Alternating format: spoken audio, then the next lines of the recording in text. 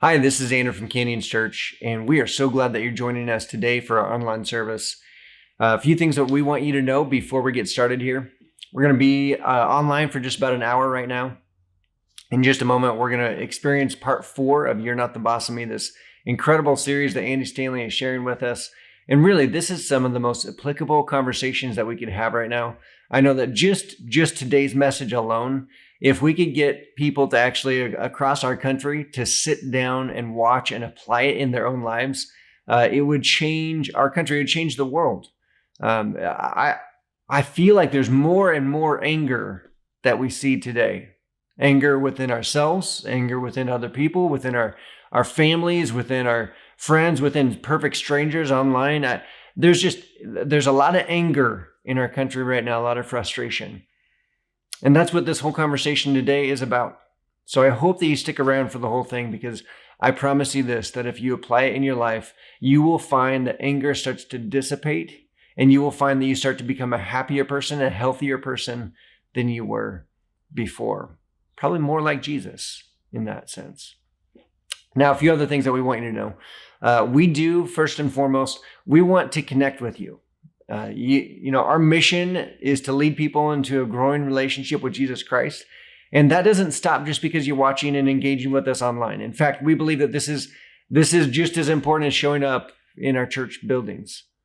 But we want to engage with you. We don't want you to just be a connoisseur of church messages and encouragement. We want you to actually engage and apply it in your own life. And we believe that one of the best ways to do that is actually find yourself in the context of community.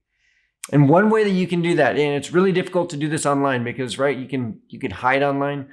But if you could download our app, if you go to your app store and you download Church Center, and then you find Canyons Church on there, you're going to have to search for it, Canyons Church in Clarkston, Washington. You'll be able to download our app, and that'll keep you up to date. You can email us from there. You can watch previous messages from there. You can give from there. There's all kinds of, makes really, really easy to connect with us. We also would love if you would just email us and just let us know that you've been watching, that you've been enjoying. Info at canyonschurch.net. Or you can email me personally, andrew@canyonschurch.net. I would love to hear from you. One more thing about today, and actually for the rest of this month, I don't know if you count weeks like we do at Canyons Church, but this month, July of 2020, has 5 Sundays in it. And I know the 5th Sunday food drive kind of morphed into we're just accepting food all the time, and we still accept food all the time. But I want to remind everyone that being as this is a 5th Sunday, this month has a 5th Sunday in it, that we will be once again making sure that we take some food over to St. Vincent de Paul Social Services and delivering some food that they need right now to meet the needs of our community. That's why we love to partner with them because they are fighting on the front lines of poverty in our community. So again, 5th Sunday food drive, grab some non-perishable food items and bring those back. You can drop them off at Canyons Church. You can drop them off. We're here pretty much all day. On Tuesday is an office day for us, and then we can separate throughout the week. But you can also bring them back on Sunday morning. Even if you're not going to stay for service, that's fine. We understand that you might feel a different tension than some of the rest of us, but we are social distancing and we're wearing masks. We're taking all the precautions very seriously.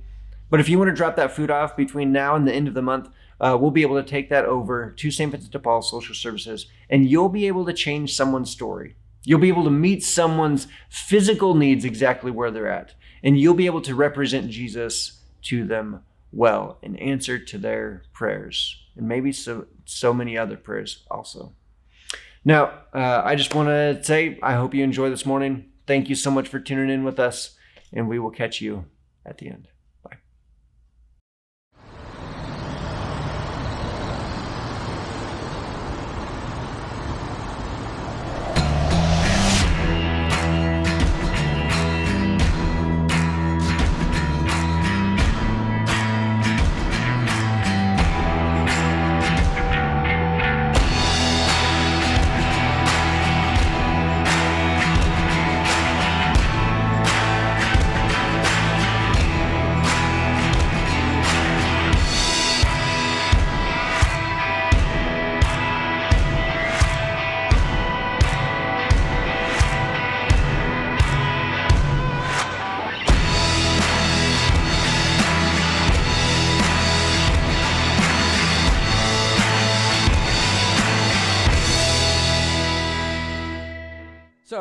let's talk about this. We haven't talked about this in a long time. Road rage. In fact, we've never talked about this, right? But somebody needs to talk about this, right? Road rage. It's an issue. If you live in the Atlanta area, and you're watching online, you get this. If you're living outside the city of Atlanta, be very careful when you drive into the city of Atlanta because of this, right? Road rage. And I would ask real quick, anybody here been a victim of road rage? Anybody felt a victim? Yeah. Actually, more of you than you know. The reason you didn't raise your hand is you don't know what it is, okay? But road rage doesn't mean some angry person gets out of their car and marches back to your car in traffic and beats on your windshield. That is road rage, but it's broader than that. Road rage is really, I'll just give you the definition since we're talking about it, aggressive or angry behavior exhibited by a driver. I bet you knew that.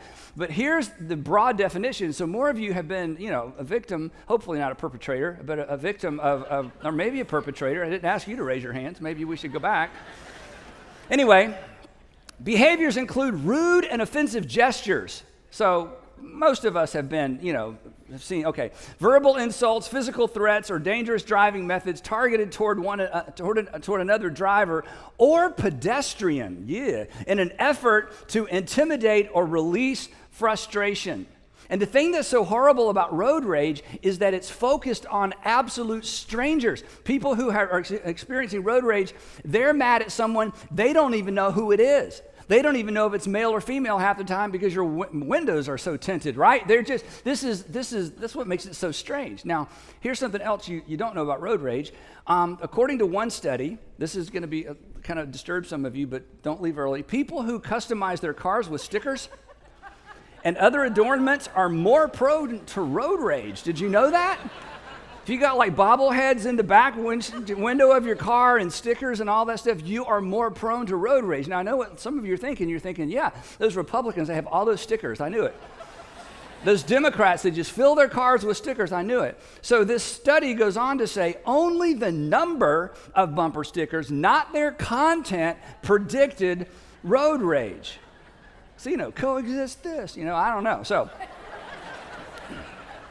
Now, a percentage of us have experienced or been on, the giving side of some sort of road rage, but probably only a small percentage.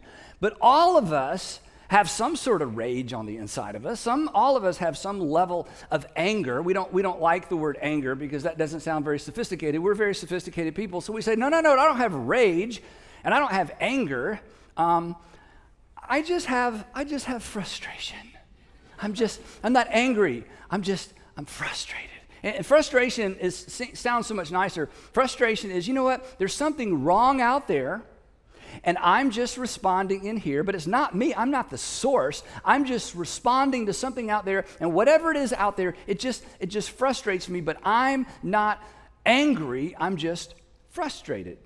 But I learned, and I'll tell you how in just a minute, I learned that frustration is actually anger. I learned this from a counselor, but not just a counselor. I learned this from my counselor years ago. His name was Steve, and he kept telling me I'm angry. I'm like, I'm not angry. And I tried not to do the angry thing, like, I'm not angry, because if you do that, you just lost. They don't even have to respond. I'm like, oh, really? Write that down. Andy's not angry, loudly, So I'm like, Steve, I'm not angry. I'm just frustrated.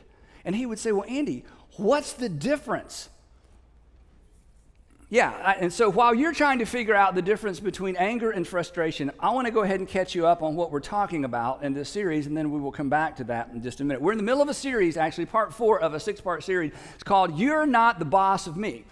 And we're talking specifically, this is kind of a how-to series, how to say no to the emotions that compete for control. Because all of us have emotions that compete for control of our mouth, and they compete for control of our moods. And Jesus said that the stuff that comes out of us or exudes from us that oftentimes offends other people and puts us at odds with God because it puts us at odds with other people, it actually comes out of us. And the reason it comes out of us is because it was in there to begin with. And the things that come out of us, according to Jesus, actually, he uses the word heart. It comes from our heart. In other words, it comes from us. And I'm tempted to say, no, it doesn't come from me. It comes from out there. It comes from them. And I'm just responding. And Jesus says, that's because you don't know yourself very well. Here's what Jesus said. And I just go with what Jesus said. Again, you predict your own death and resurrection, pull it off. Just go with whatever you say. He says this, but the things that come out of a person's mouth come from the heart. There it is. And these defile them. Defile means these things put them at odds with God and others, and they put you at odds with God because they put you at odds with others that God loves. He goes on and he says this, for out of the heart, or out of you, whatever word you want to use, out of the heart come evil thoughts. And evil thoughts are the first step toward evil deeds, right?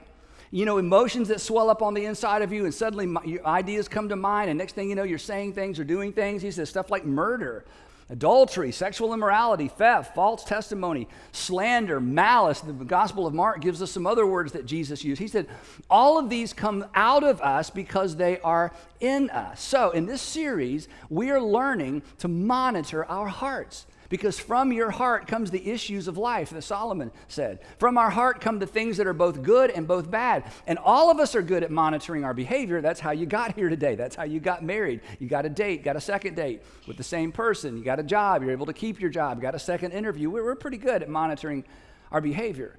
But Jesus is encouraging us and drawing us into a way of life where we monitor our heart. We monitor what's in there, and we monitor what we allow down in there. Because when our emotions, in many cases, take control, things oftentimes get out of control. Whether it's guilt, we talked about that, or envy, we talked about that, or insecurity, or fear. We're going to talk about fear next week. And today, we're talking about anger. And here's what I know about you. This isn't a religious thing. This is just a human thing. Nobody, and you're a nobody, not really, like you're part of a nobody in this equation. Everybody, somebody, everybody. Nobody wants anger to be the boss of them, right? I mean, you don't want anger to be your boss. You've never thought of it in those terms. We'll talk about it in just a minute. Nobody wants anger to be the boss of them. And nobody who loves you wants anger to be the boss of you, and you don't want anger to be the boss of anybody that you love or you have to work with. We've seen what happens when that happens. We've been on the other side of anger or frustration or rage. And when we talk about anger, we're not just talking about extroverted anger, you know, people who lose their temper. You may never raise your voice. You may be more like me. You don't lose your temper, but you're still scary because your moodiness, your silence is deafening. Your silence is intimidating. Your silence is controlling. And you pride yourself because you don't ever extrovert your anger, but you introvert your anger, and it has the same effect on the people closest to you. So whether you shove it down or whether you shut people down, anger is a bad boss. Unless, there is an exception to this, unless it's what I call, and maybe there's a better phrase for this, what I call crusader anger. This is a good anger.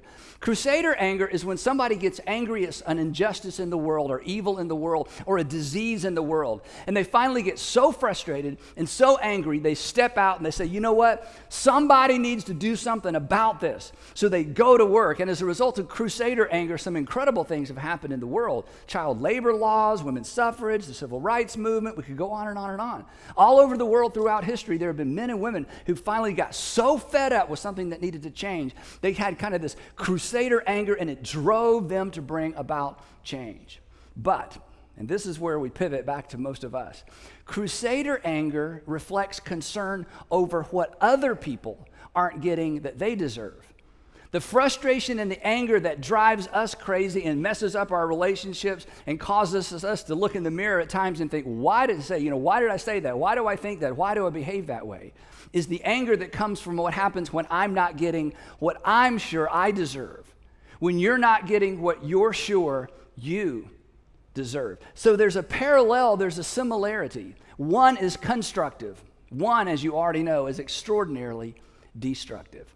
Now, James, the brother of Jesus, which is such a fascinating thought anyway, and we won't go into that, but James, the brother of Jesus, who lived in the first century, obviously, emerged after Jesus' resurrection as a leader in the local church. In fact, he was the pastor, he might be called, or the leader of the church in Jerusalem in the first century. Imagine that. He was martyred in the year 62.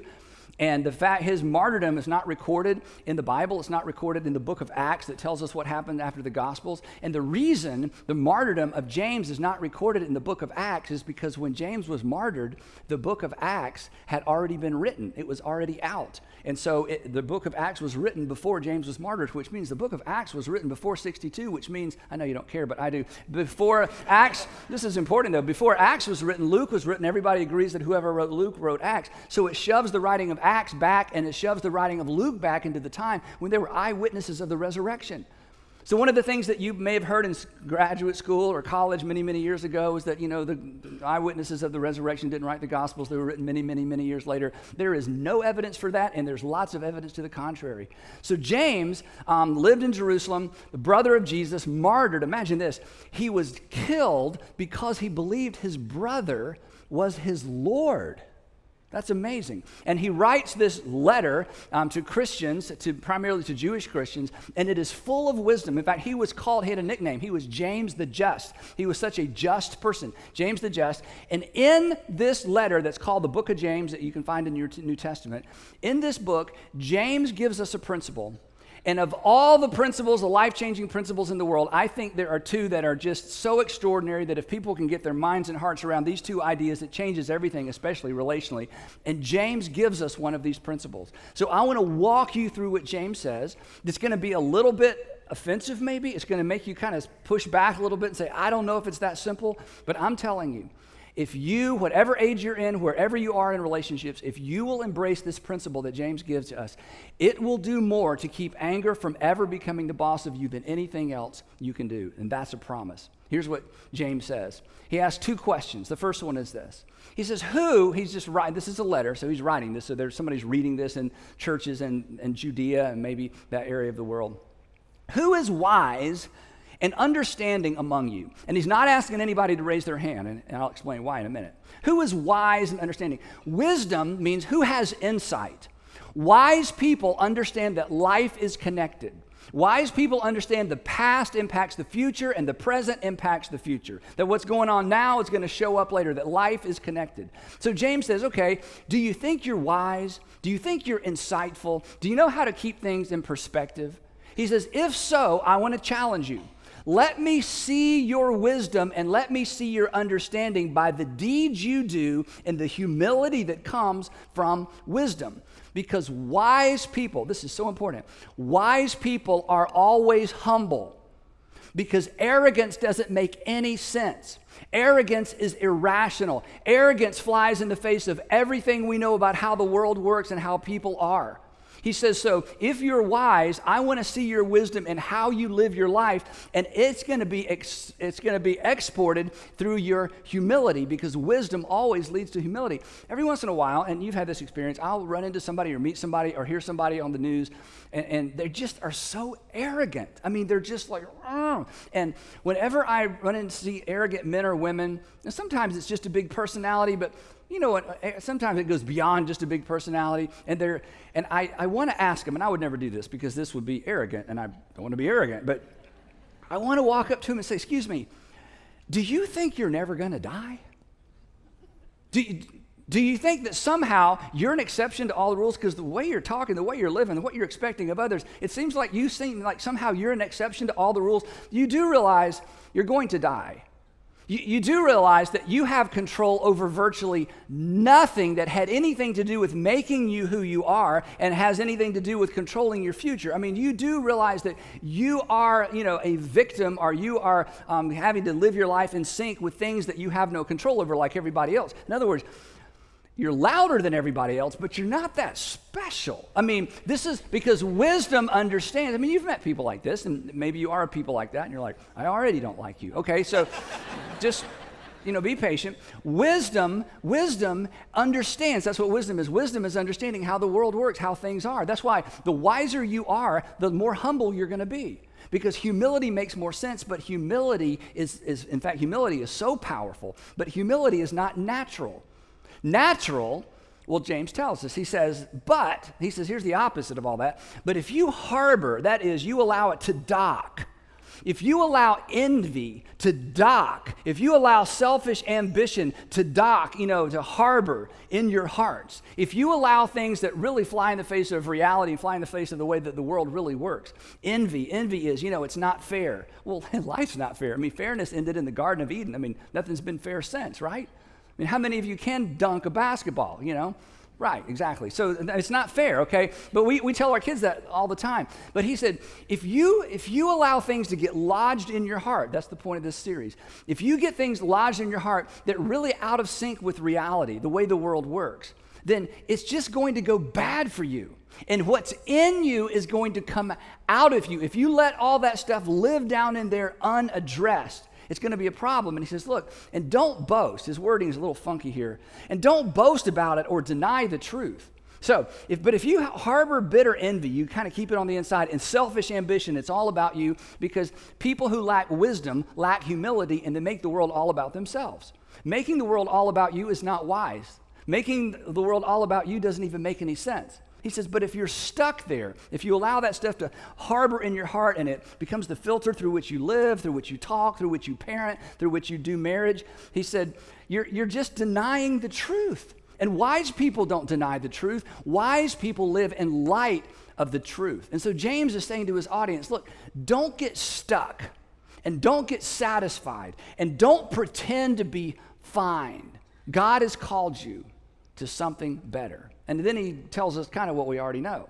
He says, because wherever you find this stuff lodged in a heart, wherever you find somebody deceived into thinking they're more than they really are and they lack wisdom and humility, for where you find this, he says, where you find this envy and selfish ambition, there you find, here it is, there you find disorder and every evil practice. And again, this is kind of his, fanciful way, not fanciful, but his sort of complicated, wordy way of saying what Jesus said.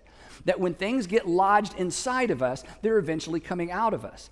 And where you have arrogance and a lack of understanding of how the world works and the way things really are and how dependent you are on the people around you and circumstances you had no control over, when you lose sight of that and arrogance gets lodged in your heart, eventually there's going to be disorder and every evil practice. Because people who allow these things to get lodged in their heart are able to justify just about anything. What's on the inside of you is coming for you. What's on the inside of you is coming for the people around you. So at this point, James is writing all this down, and it's like he pauses and thinks, okay, I got to get to the point. So he sort of laid the groundwork for where he's going. How many among you are wise and, have understanding? How many of you understand the power of humility? How many of you understand that you can't get stuff? He's kind of laid the groundwork, and now he goes for his point. And now he tells us how to keep anger from lodging in our heart and how to keep anger from becoming the boss of us. But he launches into this part of the discussion with another question. And here's the question. He says, so having said all that, think about this. What causes fights? I've said if you have wisdom, you'll have humility, and humility leads to more wisdom and understanding about how the world works. And if you allow bitter envy and selfish ambition to lodge in your heart, then there's going to be disorder and fights. And if you don't believe me, then think about this. Where does that hostility, where do fights come from? What causes fights? What causes conflict? What causes fights, he goes on, and quarrels among you? Now, this is a really interesting question. What causes it? He's asking the question, what's the root cause? Now, when some of you see this question, and when some of us see this question, we say, well, James, you're asking the question incorrectly. It's not what, it's who. It's who causes fights and who causes quarrels. And I know the answer to that. It's my mom. She will not mind her own business. I am an adult. I have my own family. And my mom just got to tell me how to parent, what to do, when to get up, and it doesn't look right. And every time she walks in my house, I feel judged. And I'm like, I know what causes quarrels. It's not a what, it's a who. It's my dad. It's my brother-in-law. Every time he comes over, we got to talk about my yard and how to do my yard. I'm like, I don't even care. It's not your yard. It's not a what, it's a who. It's my ninth grade son. He knows everything. He knows everything. And the problem is he might really know everything. And everything I do is wrong. And he wins all the arguments. And I feel like, well, how did my ninth grade son get in control of our family? It's my boss. It's the manager at work that, she just, I don't know. There's something about her just grates on me. The problem is not a what. The problem is a who. And James is like, that's why we're talking about this. Because you're wrong. It's a what. It's not a who. And as long as you think it's a who, you will never get to the root of the real what. So he says, where do fights and quarrels, where does it come from? What's the source? And I want to look out there in the world and say, I'm just frustrated because I'm responding to something out there. He says, come on. Who is wise and understanding among you? Don't they really come from your desires that battle inside of you? To which we say, no, they don't. Have you met? You need to meet my boss. Then you would understand the source of my quarrels. You need to meet my wife. I don't know. There's just something going on. You need to meet my husband. He used to be such a gentleman. Not even, you need. And James is going, no, come on. Who is wise? Who is humble? Who is understanding among you? Let's face an important fact that could possibly change everything for you. The source of the fighting and the struggles and the quarrels among you, the source is something going on inside of you. They don't come from his or her inability to see the world the way that you see it, even though that's the way we often see it. Well, I think that, the reason we struggle is because you won't see things my way. And if I could just get you to see things my way, which of course is the right way, if I could just get you to see things my way, then when we wouldn't fight and quarrel, and James says, no, you don't understand the root. And as long as you think the source is out there, you're never going to deal with it, and you're actually going to feed something ugly and dangerous in here. Now, let me pause and say this. This principle, this thing he's teaching us, I'm telling you, it is life-changing. That's not hyperbole. It is relationship-changing. It is relationship healing. In any relationship, if both parties can embrace what James is teaching us and telling us, it changes everything. So let me read the verse again. Don't they come from your desires that battle within you? And the answer is, yes, they do every single time. Because the reason we fight and the reason we quarrel and the reason we're angry is because there's something we want that we aren't getting. There's something we want that we aren't getting. There's something I want. I want respect from him, and I'm not getting respect. I just want you to clean up your room because that shows you that you respect me, and I'm not getting what I want. I just want you to come home on time because we talked about this 10 times, and you promised, and you won't come home on time. I just want you to give me a fair shot. I just want credit for my ideas. I'm upset, and I'm frustrated, and anybody that hears my story says, you're right, but the root of it is not out there. The root of it is in here because I'm not getting what I want. To which I know how you respond. You respond the same way I do. But wait a minute. But I earned it. Right.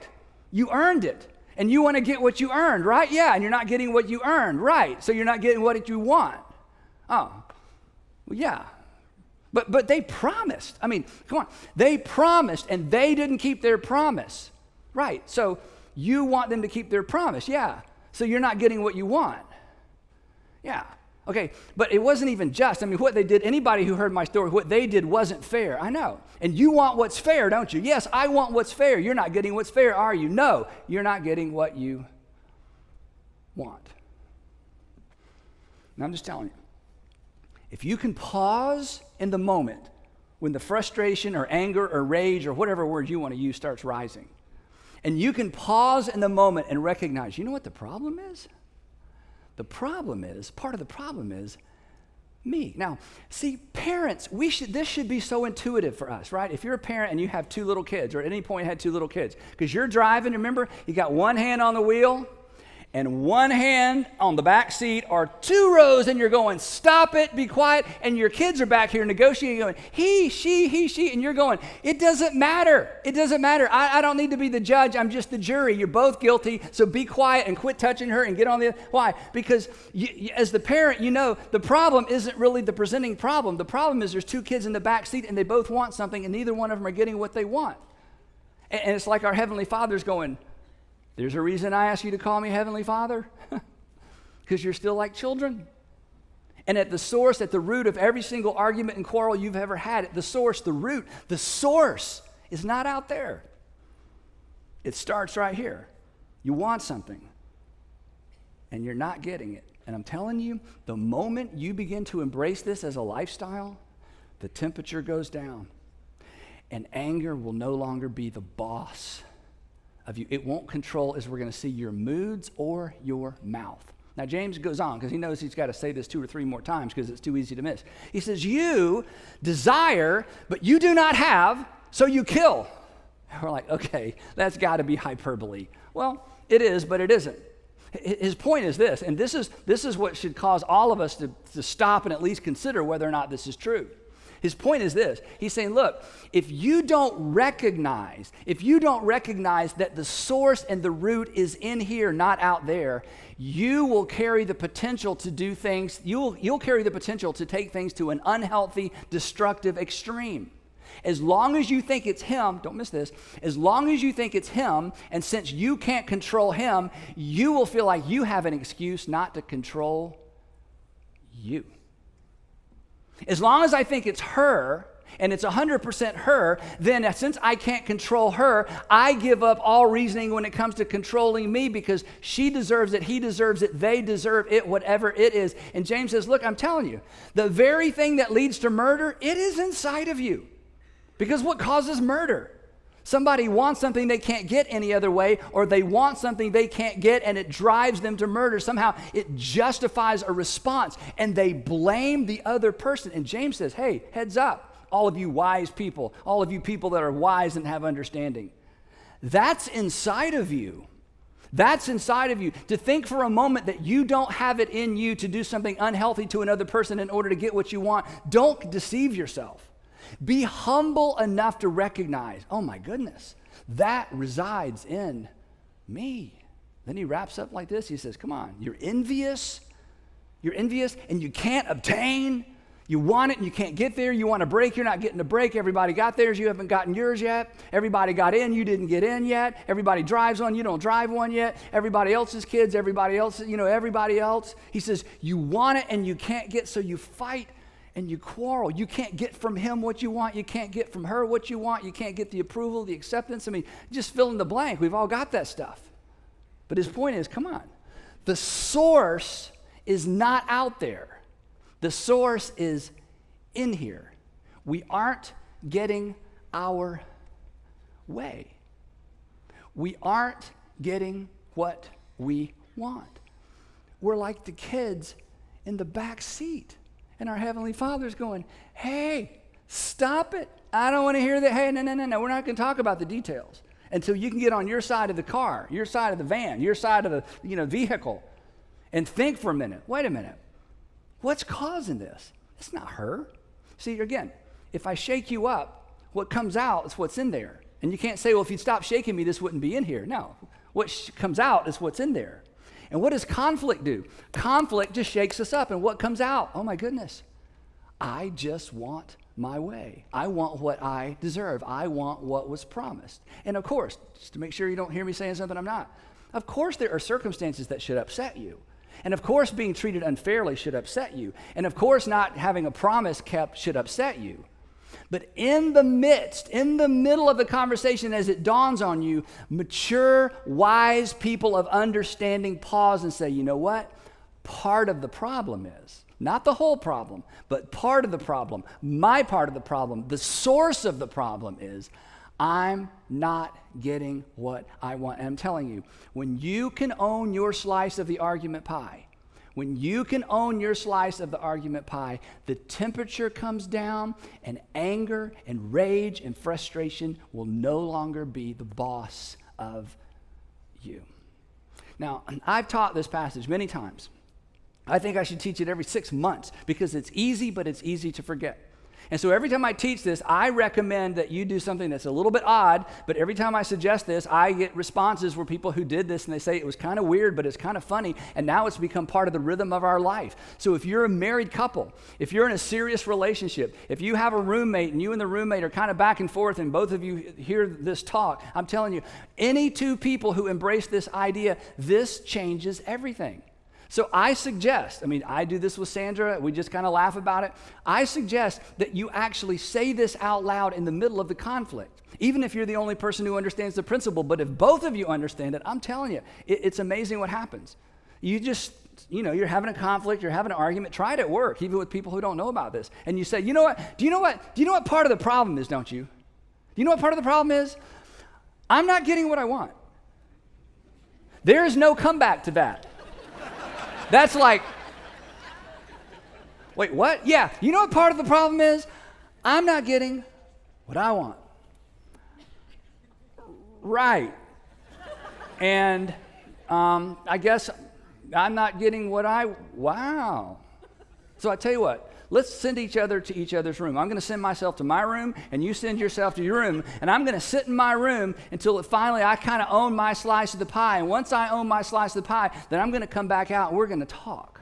So, I want us to actually practice this. Now, the first time, we're just going to read it, and then the second time, we're going to do it with some attitude, okay? Because I'm telling you, and I'll give you an illustration in just a minute, this is a very powerful habit, even if you just do it under your breath. What this does is this basically your way of saying anger. Okay, this may be unfair, this may be unjust, they broke a promise, they broke a vow, but you know what, anger? You're not the boss of me. I got to get through this. I got to make a wise decision. I'm a person of wisdom and understanding. I am not arrogant, and I'm not letting any ships pull up to my harbor that are full of envy and bitterness, okay? So I'm going to own my slice of the pie. So, ready? We're going to just say this out loud. Let's just read it. Everybody, even if you're watching at home by yourself, just play along. Ready? You know what part of the problem is, don't you? That was so bad. Okay, come on. This is hard for some of you. In fact, if you're sitting like this right now, I'd at least, come on, give me a little body language support here, okay? Here we go. You know what part of the problem is, don't you? I'm not getting what I want. Yeah. Imagine saying that in the middle of a conflict. And let me tell you what, this is true. It is part of the problem. I'm not saying it's the whole problem, but in many cases, it's a bigger part than we want to know about or own.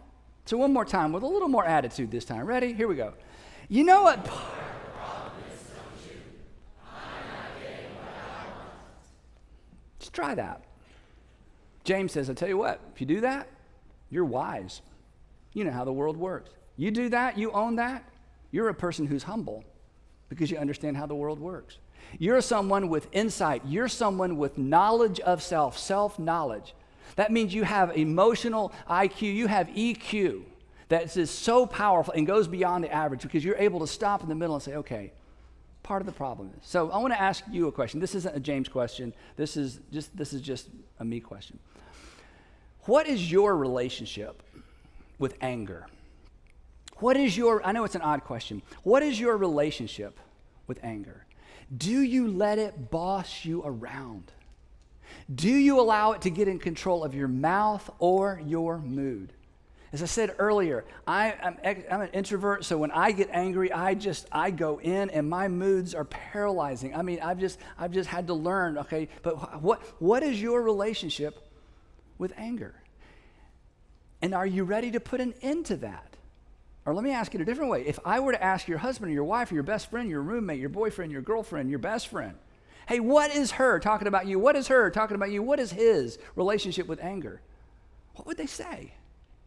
And do you allow it to be the boss of you? Do you allow it to be the boss of you in one particular relationship because there's just somebody who just gets to you? Do you allow it to be the boss of you with certain kinds of people because those certain kinds of people, they just get to you? Is it the boss of you in one particular environment?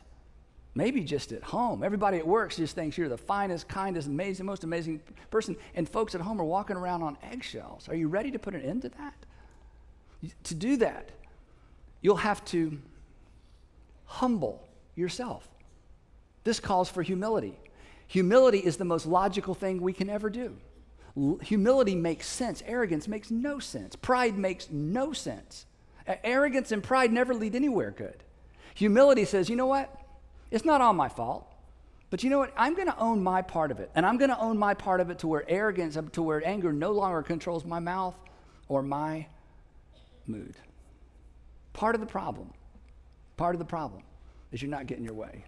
So, and you know how this works. When you feel it rising up, and before this day is over for some of you, you're going to get to practice this. It just starts rising up. It's traffic. It's traffic. You starts rising up. You're at a restaurant, and it's just not what you ordered, or it's something more serious. You get home, and he didn't, or she did, or the kids, or you get to work tomorrow. It's going to start rising up on the inside of you. That's when you say, anger. You're not the boss of me. I'm on to you. You want me to think it's him. You want me to think it's her. You want me to think it's them. But anger, I'm on to you.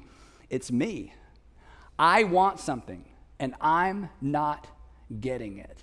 And anger, I'm owning my slice of the pie, and you will not control my mouth, and you will not control my mood. And besides, and I've said this every week, if you're a Christian or if you're a Jesus follower, I like the phrase Jesus follower. If you're a Jesus follower, you already have a boss of you, right? Jesus. That's why we use the word Lord, boss. You already have a boss of you who, by the way, didn't get everything he wanted either.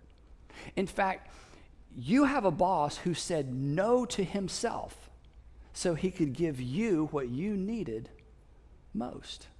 You have a boss, you have a Lord who said no to himself so that he could give you precisely what you needed most. The Apostle Paul captured this in beautiful language, and I'll close with this.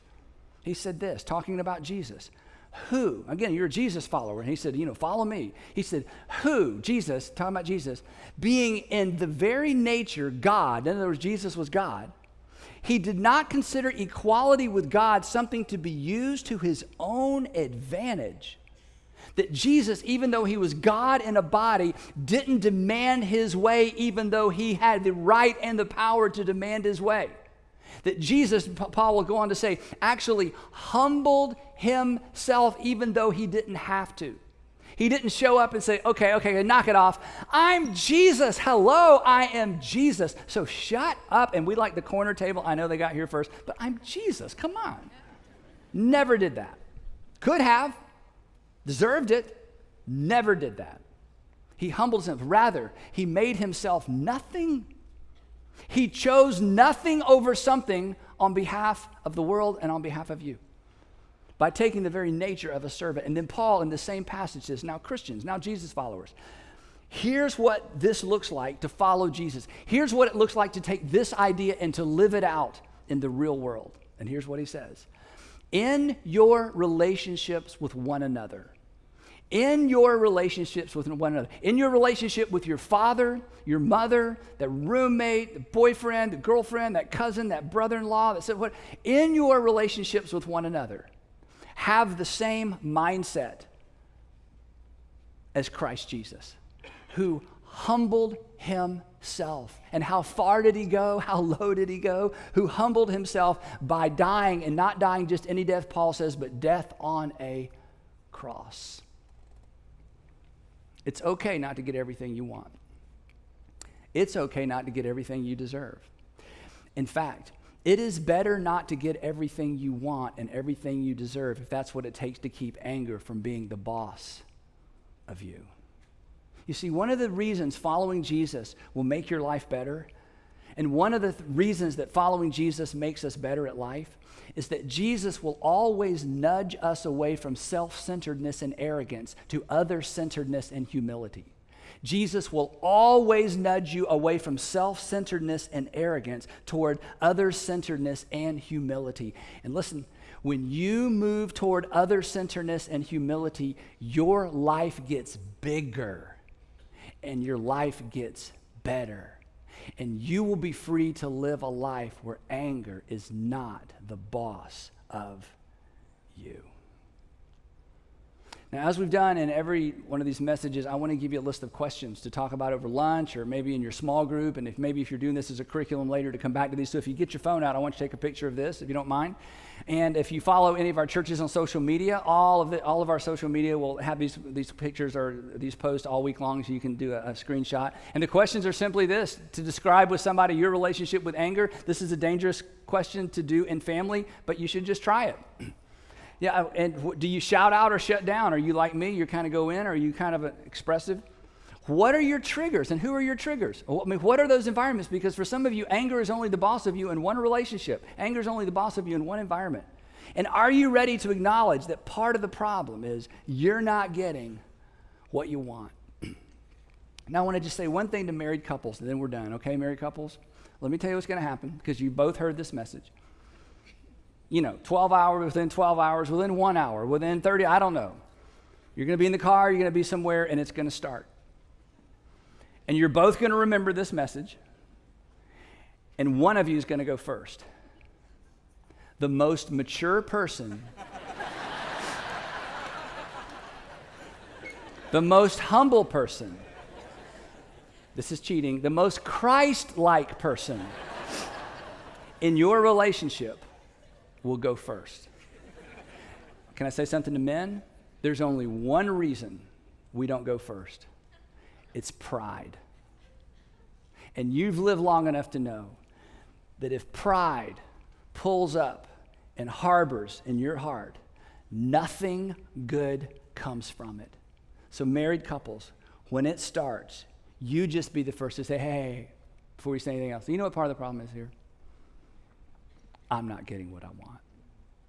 Can you imagine what would happen in any relationship when we own our slice? When we own our slice of the anger, frustration, rage pie. Anger will no longer be the boss of you, and anger may no longer be a factor in your most valued relationships. Let me pray for us, and we'll go. Father, thank you for James. Thank you for preserving these words for 2,000 years. Now give us the wisdom to know what to do with what we just heard. Give us the courage to do it. Revolutionize our relationships. And I pray that none of us would spend another day allowing anger to be the boss of us.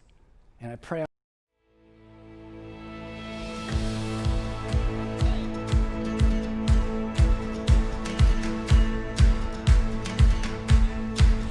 I believe that the future is brighter. I believe in His promise for me. I believe that He's working and He's not done. The best is yet to come. I know He makes the anxious courageous. I know He makes the doubters believe.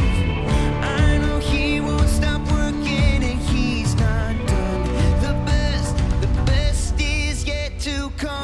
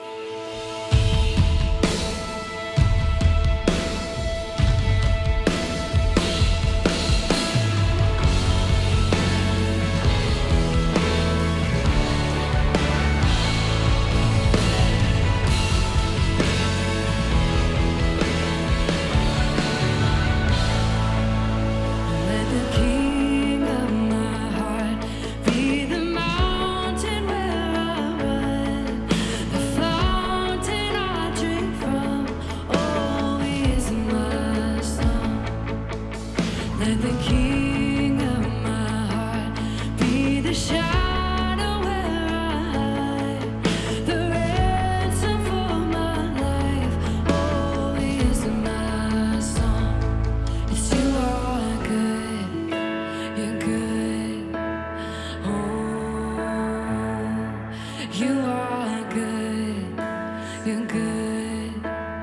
Oh, yes, you are good. You're good. Oh, you are good. You're good. Oh,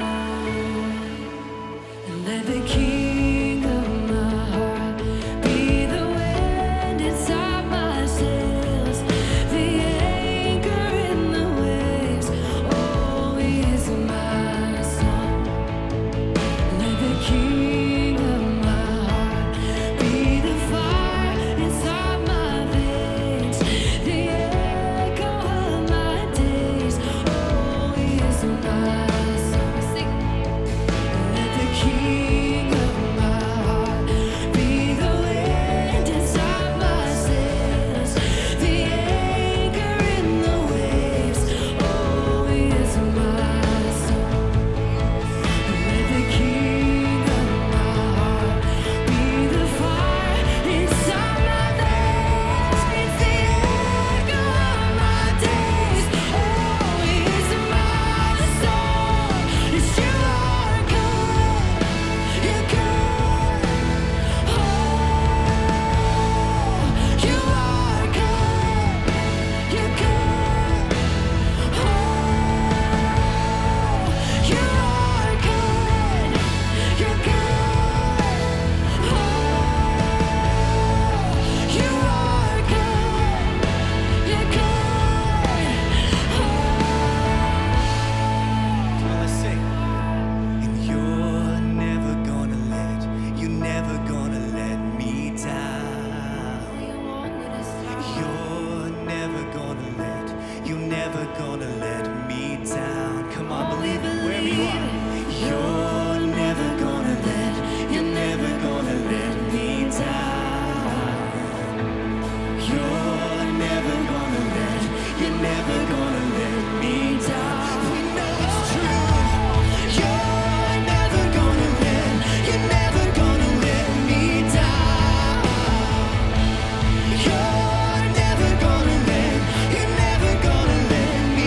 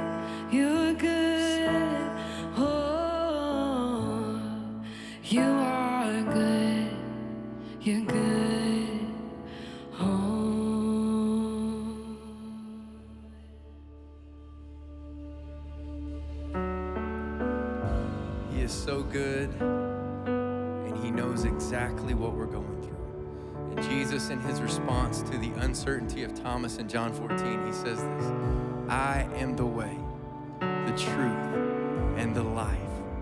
And we can trust him today. We can put all of our confidence in Jesus and who he is. Let's sing this. You are here, moving in our midst. Our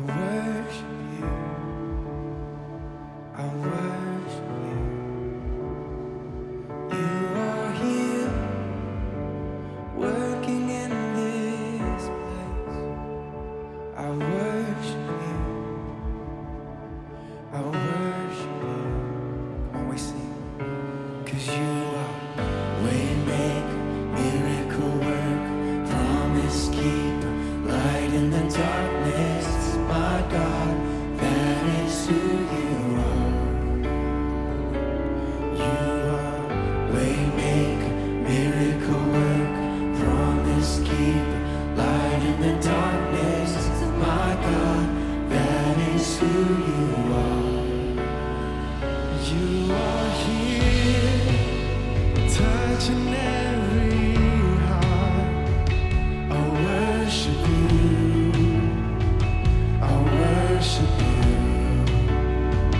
You are here, healing every heart. I worship you. I worship you. You are here, turning lives around. I worship you. I worship you. You are here, you're mending every heart. I worship you. I worship you. 'Cause you are waymaker, miracle worker, promise keeper, light in the darkness. My God, that is who you are. 'Cause you are waymaker, miracle worker, promise keeper, light in the darkness. My God, that is who you are. So that is who you are. That is who you are. That is who you are. That is who you are. That is who you are. That is who you are. That is who you are. That is who you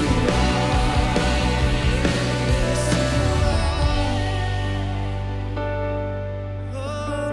Thank you, Lord,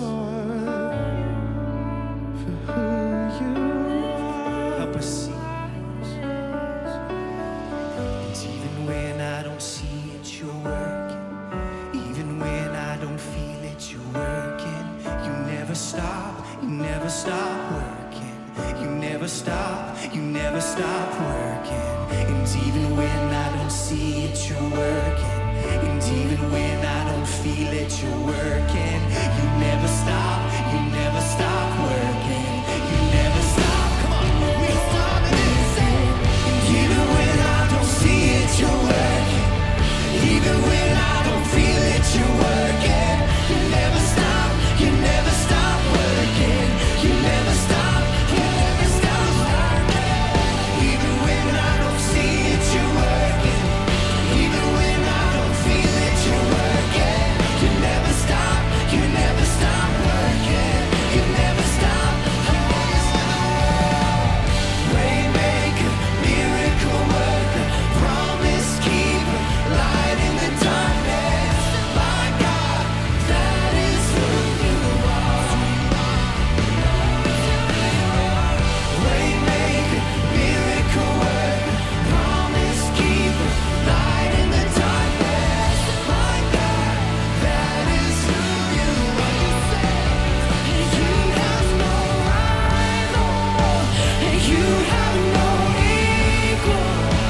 And now and forever, God, you reign.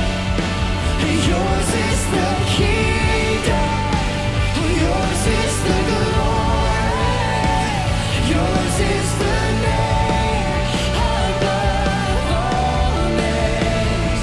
And what a powerful name it is! What a powerful name it is! In the name of Jesus Christ, my King. What a powerful name it is!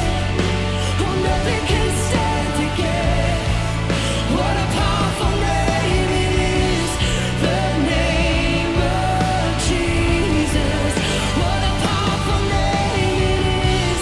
The name of Jesus.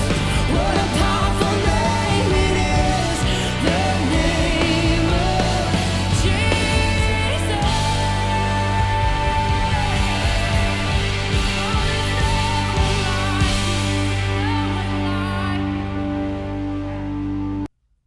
Whew.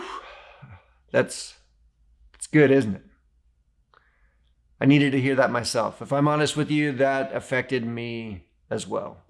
I found myself evaluating where I'm at. And when that anger starts to bubble up in me, that I recognize it's not about the person outside, the person across from me, but it's about the person inside. The one that has the anger already. And then situations spill that anger out. So I've got some work to do. Maybe you have some work to do. But let's all do this together. Let's move in the direction of becoming more like Jesus together. Let's actually be for LCV. Let's actually be for our community in this way. One relationship at a time, loving someone better than we did yesterday and loving someone even better than they deserve. Because that's what Jesus did for you and for me. Well, we hope that you enjoyed this. We hope that this was challenging, encouraging, and honestly, my prayer is that this would be life-changing for you and for your family tree. All right. Have a great week. We will see you soon.